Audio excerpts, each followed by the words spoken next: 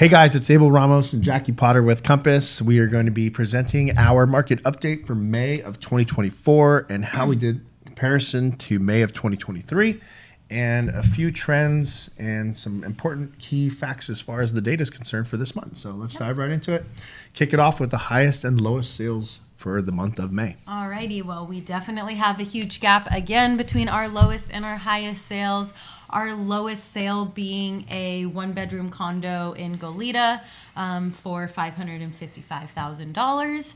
And the highest sale being a $21 million beautiful beachfront mid-century Padaro home that actually had two homes on one lot. So there could be income opportunity there. There could be family opportunity. Yeah. Regardless, gorgeous beachfront property, ocean views, and incredible mid-century design with, you know, the wood paneling, the icebox windows in the bathroom. Just a really neat property. Kicking it off with our median sales price for a single family home last month finished at $2.6 million. Condos still hovering around the low 900 mark, $929,000. What have you seen there? Has that changed at all? Condos actually are going down a little bit, like maybe 1%, not a lot. Sales are down a little bit more, which, you know, in comparison to the single family homes is different. Single family homes, you're getting more sales. You're seeing, you know, prices increase, but condos are kind of, you know, steady and slightly on the decline. Yeah, I always feel like condos, I mean, obviously are always inferior from an investment standpoint to a single family home. So if someone has the means of investing or buying a single family versus a condo, I think it's always a better choice to go with the single family home. You know, obviously may not have that luxury of making that decision here in Santa Barbara, but it doesn't surprise me to see condos soften a little bit more and see single family homes still relatively stable. Agree. So, yeah. So we had how many? 85 single family homes last month, right? 85 single family homes, 35 condos, and in total that's 120 sales. Right, so that which is up this year. That is up. And biggest month we've had so far. We're going up very slowly by, you know, 9 sales here, 9 extra sales there. Overall, though, to give you some context, still probably on track to be one of the slowest years on record as far as total sales, like in my historically opinion. On record. Yeah, last year I think we had 1,105 total sales. This year, if we stayed on this, trajectory, we're probably going to be around 1,200 sales if everything stayed at about 100 sales a month on average. So again, going to be one of the slowest years that we've seen as far as total sales volume, especially in comparison to 2017, 18, and 19, where we were seeing 1,800, 1,900 sales a year. Yeah. So it's something to point out. A lot of that inventory has been wiped out and people have moved into those homes that aren't planning on selling. So those aren't coming on the market. But when we talk about inventory, it's interesting. Our inventory has been climbing. Increasing slowly but surely. We'll bring the graph up here on the screen. Yeah. You can see we're at about 2.63, I believe the number was, months of inventory. And I've had someone question that before. What does that mean? Yeah. Right? We got that question last week. So what that would mean is how much available inventory we have to sell if no other homes were listed on the market. So if nothing new is coming on, how long does it take to get this supply gone? Through the current demand we have. So we're looking at about 2.5, trending towards 3 months of available inventory to go through. And that's a wide range. It is. I mean, in January, we were at, 2? Yeah, just about 2. Yep. To think how quickly, I mean, it's still nowhere close to what they would say, you know, an even buyer-seller's market is. We would definitely, if you look at this, still be in a seller's market. But it's a unique factor that we're seeing that these homes there's some homes staying on the market longer and we're getting more homes coming on the market. Right. And I think most agents would agree that it's kind of a funky market as far as pricing. You could have something extremely dialed in, great location, great condition, and great price, and you could experience 12 offers. You could have something, we just toured something today, beautiful home. Gorgeous. Great views, you know, great property, quirky things about the street it was on. The location. The location, right? It always comes down to location. Ideal for an ideal location. But still seemed priced pretty well for what you were getting. And crickets, no offers according to the agent. And a very highly motivated seller just dropped the price a few $100,000 and still felt like there was room to go down even more. Yeah. So it's just weird. No one really knows what's going to sell right away and what's not going to sell right away. Yeah, I think from our experience, and also just talking to our colleagues, one of the things that's been pretty clear is today's buyers are more discerning about what they want. And today's buyers want a home that they can move into or that has very little cosmetic work that needs to be done. And we were talking to an agent again, another colleague of ours, about a home right around 3.1, 3.2. It had taken a price drop, right? Yeah.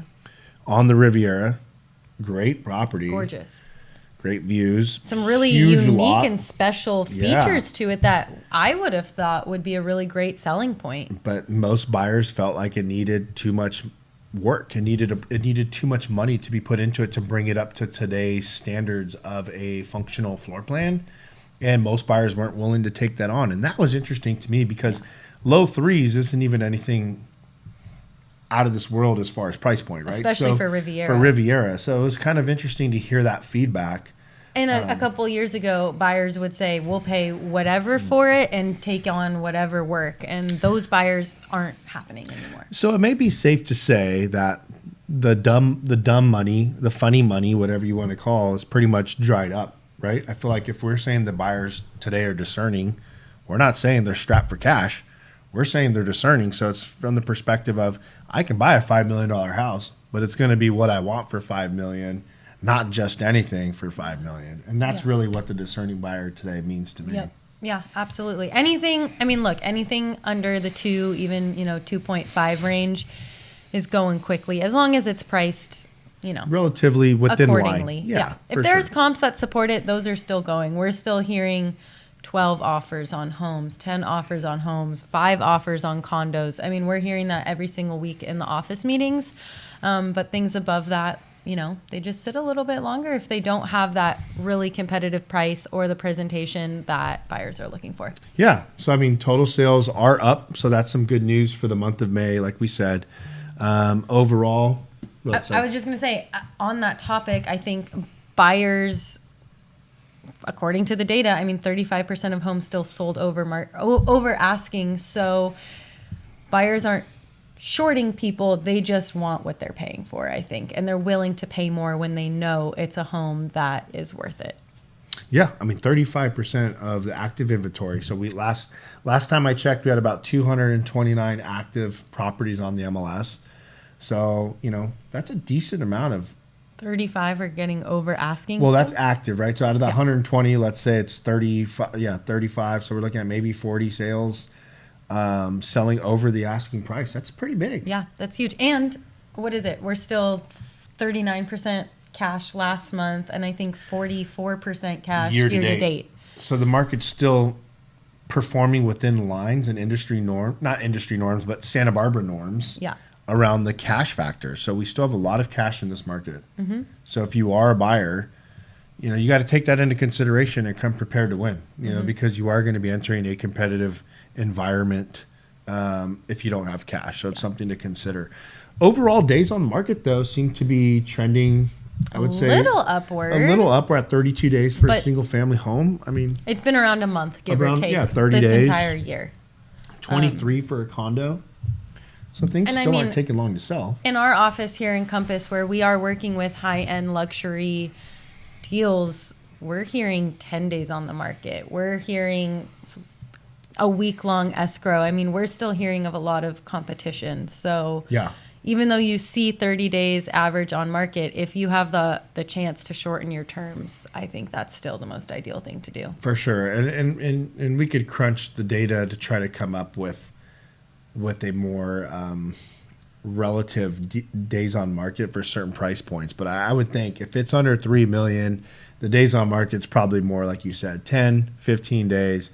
What skews this are the $20 million properties that drop a few $1 million. The investment properties, those kinds of things. Investment properties are taking a hit based on rates and the current rate environment and low cash flows, low ROI, low cap rates. So all that changes that days on market, you know. So yeah, I would say 10 to 15 days is probably pretty average for something affordable. So yeah, inventory, we seem to, again, we covered that, increasing, but nothing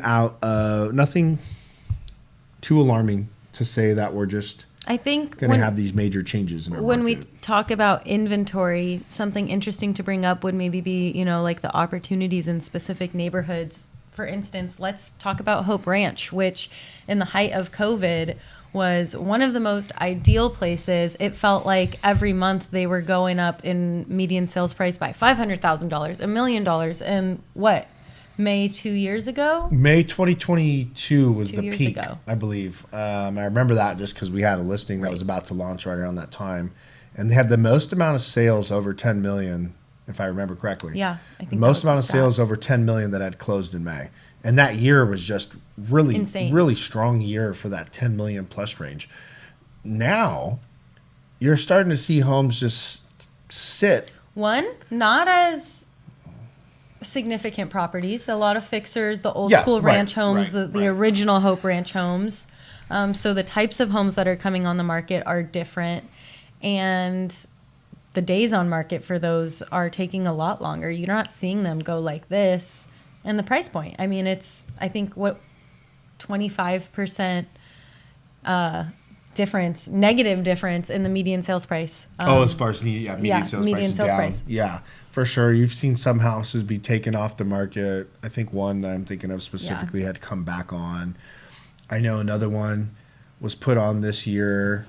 It's been sitting on the market pretty much the whole year. So just we're experiencing things in that neighborhood that we weren't seeing in 21 and 22. Prior to that, though, I mean, I feel like a lot of things in Hope Ranch just sat. And that was back when the median sales price was probably closer to $2.5 million. Again, they're big properties, but they're older properties and they do need work. And going back to the discerning buyer that has the money but just doesn't want to take on anything, they don't want to take on those kinds of properties. So what I'm getting at is, sure, we have short days on market. Sure, 35% of transactions are still going over the listing price and 44% of last month's transactions were cash. That doesn't seem super motivating. But at the end of the day, understanding the niche markets that we're in is going to help you find the opportunity in a market. So that being said, obviously the market is, unique. And it's always changing. It's always changing. That's real and estate. Santa Barbara has its own nuances. And that can be frustrating to you as a buyer and or a seller. 100%. And we understand that. At the end of the day, this is what we do. We're professionals and we get things done. Absolutely. We have the strategies to make sure we hear what your goals are and then we help you accomplish it. So if you are in the situation where you're looking to sell in Santa Barbara, looking to buy in Santa Barbara, and don't know how you need to move around this market to win, reach out. We would love to help you come up with a strategy and a game plan and ultimately make sure your goals are accomplished. Yeah, and you're taken care of. So that's our market update for May. I'm Abel Ramos. This is Jackie Potter. We're with Compass. Have a good one.